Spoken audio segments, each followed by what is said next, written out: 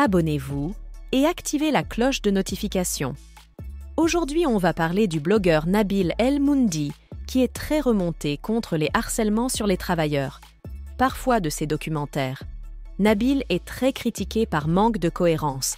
Par exemple, lorsqu'il abordait le sujet de Marwa Loud et l'artiste, beaucoup d'internautes ont signalé des incohérences sur ce fameux soucier. Mais aujourd'hui, il continue ses révélations pour plus de détails. On va écouter les propos de Nabil El Moundi.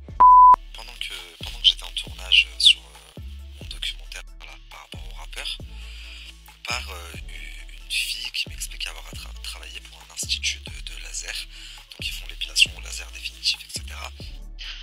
Elle m'envoie le nom, mais je ne fais pas directement le lien.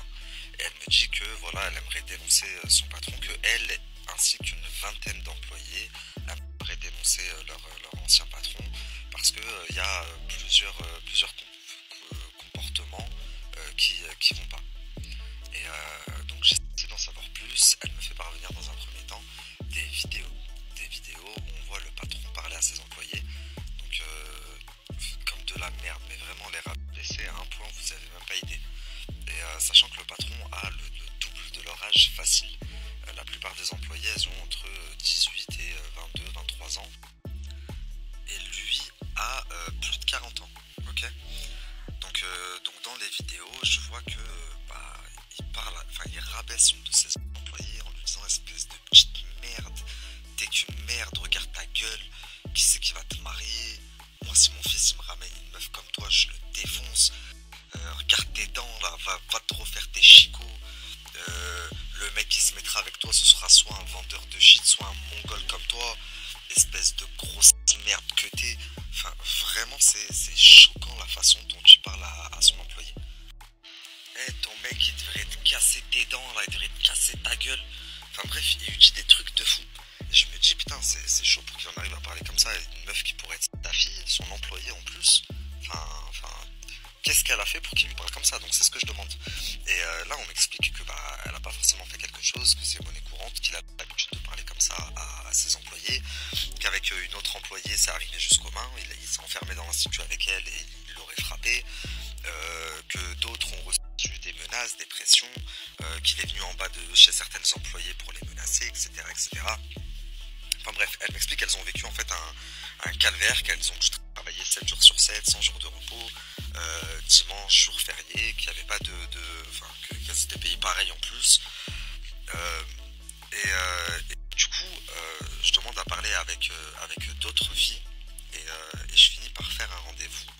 Et au plus je discute avec elle et au plus je me rends compte que ça va bien plus loin que ça, parce que certaines filles se plaignent d'harcèlement sexuel.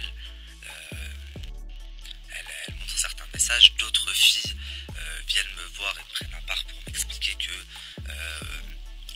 elles ont eu des rapports avec le patron, qu'il aurait un petit peu profité de son statut de patron pour avoir des rapports avec plusieurs d'entre elles, et elles ont à chaque fois à peu près la même version.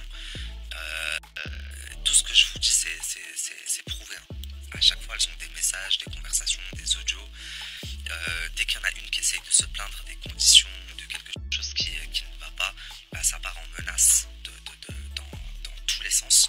Enfin, je me dis, c'est quoi ce truc? On est où là? C'est la mafia ou quoi? Et le pire dans tout ça, c'est que quand j'apprends le nom de l'enseigne, je me rends compte que c'est l'enseigne avec laquelle j'ai déjà collaboré à plusieurs reprises, donc 3-4 fois, ou même 5, si ce n'est pas 5 fois. Et donc je décide d'appeler le patron. Je décide d'appeler le patron pour lui dire que j'ai reçu plusieurs signalements, que en parallèle de mon enquête, j'étais en train de faire des recherches et que ce serait bien si qu'on puisse se voir pour qu'il réponde à certaines questions. Je lui explique que je suis pas en train de faire quelque chose pour l'accabler ou à charge contre lui, que je cherche juste à avoir des réponses au vu des inquiétantes révélations qu'on m'a faites. Et voilà. Et dans un premier temps, il se braque un petit peu. Et au début, il essaie de me parler de religion en me disant ce que tu fais c'est pas bien vis-à-vis de la religion, dévoiler les péchés des gens. Donc je lui explique que dans la religion c'est pas bien non plus d'harceler de jeunes filles, et plus encore je vais pas rentrer dans les détails, et que en effet c'est vrai que métier journalistique, un journaliste, enfin c'est pas un métier qui est vraiment en adéquation avec l'islam, de même qu'un avocat, de même qu'un chanteur, enfin il y a plusieurs métiers comme ça, mais malheureusement personne est parfait, on fait au mieux pour s'améliorer tous les jours, et au pire du pire, bah, je préfère dans ce cas-là mon péché au tien, au vu de tout ce qu'on m'a dit. Puis après, il me dit oui, mais j'ai une famille, machin, ça va me faire des problèmes. Donc, je lui explique, ok, mais est-ce que tu te rends compte du nombre de problèmes que tu as fait à toutes ces jeunes filles? Elles aussi, elles ont une famille, etc. Puis après, il m'explique, qu'il veut plus parler avec moi, mais que il y a une intermédiaire qui va me contacter, à savoir la personne qui me contactait pour faire de la publicité auparavant. Elle me contacte, elle m'explique, elle me dit Nabil, il veut s'arranger, il veut en gros te passer de l'argent. Tout est enregistré. Bien entendu, j'ai catégoriquement refusé. Je vais me faire de l'argent, je le fais avec mes documentaires en fait. Je sais pas ce que les gens. Ça a coupé, je sais pas ce que les gens n'arrivent pas à se mettre dans la tête, mais mon argent, je le fais avec mon contenu. Et alhamdoulilah, je gagne bien ma vie. Donc non, je vais pas m'arranger sur le dos d'une vingtaine de jeunes filles, et le noob des gens, demain après-demain, moi j'ai une fille, enfin bref, je leur dis c'est mort. Donc quand il comprend que c'est mort, il m'appelle, il m'explique que non, il veut pas que le documentaire sorte, tout a été enregistré, et quand il comprend que la seule option en fait c'est si vraiment il n'a rien à se reprocher, de venir se défendre et de répondre aux questions, il est parti voir des gens. Il a sollicité des gens qu'il a payés ou je ne sais quoi pour le défendre, pour mettre un coup de pression à mes équipes et moi-même pour pas que le documentaire sorte. Alors même que j'ai même pas encore fini le documentaire que je suis en train de faire actuel. Alors, imaginez-vous, c'est pas une attitude suspecte. Le mec, dans un premier temps, il a rien à se reprocher. Dans un second temps, il propose de l'argent. Dans un troisième temps, il appelle en suppliant, en essayant de jouer sur les sentiments. Dans un quatrième temps, il va payer des gens pour nous mettre un coup de pression. Je me dis, en fait, il y a sûrement... en creusant, je vais trouver encore plus que ce qu'il y a au final. Et donc, j'ai commencé à rencontrer des filles, comme je vous ai dit tout à l'heure. Et en effet, en creusant, je me suis aperçu que ça allait bien plus grave. C'est un sujet qui englobe énormément de choses. On parle de travail dissimulé, d'esclavage moderne, d'abus de faiblesse, d'abus de confiance, d'harcèlement également. Enfin bref. Et donc je vais vous donner le nom de l'enseigne, puisque il y a 3 jours de ça, subhanallah, j'ai vu une influenceuse, une amie à moi, Noémie Mabel, qui a dit qu'elle allait faire une story sur cette enseigne aussi, parce qu'ils avaient brûlé une abonnée à elle, et elle a montré le bras de son abonné ou de son ami, je veux pas dire de bêtises. Et donc l'enseigne c'est Epilaus. Donc je pense que pas mal de monde connaissent, ils ont à peu près 16 centres, et surtout, je vous ai dit tout à l'heure que j'en avais fait la pub, mais il y a beaucoup d'influenceurs qui en ont fait la pub, de gros influenceurs, bêtes, etc.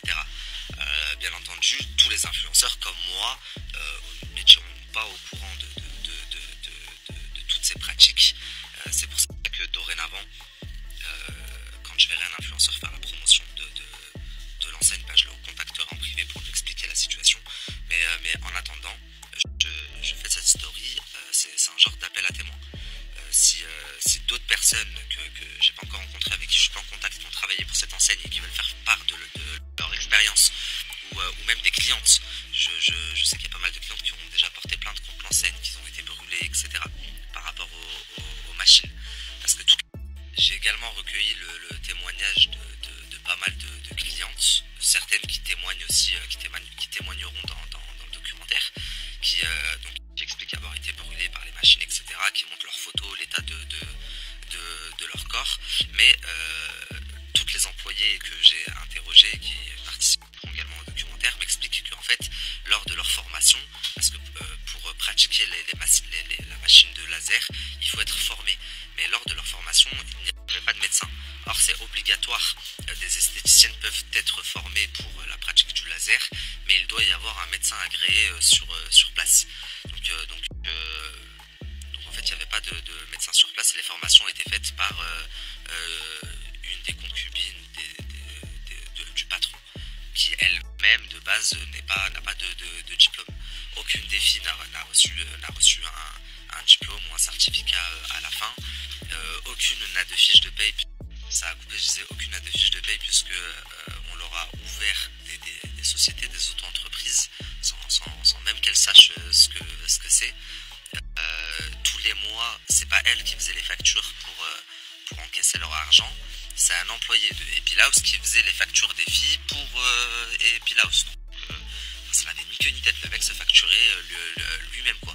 C'est une grosse slatam chouïa, mais je vais traiter le sujet. C'est le sujet que je traiterai après celui du rappeur.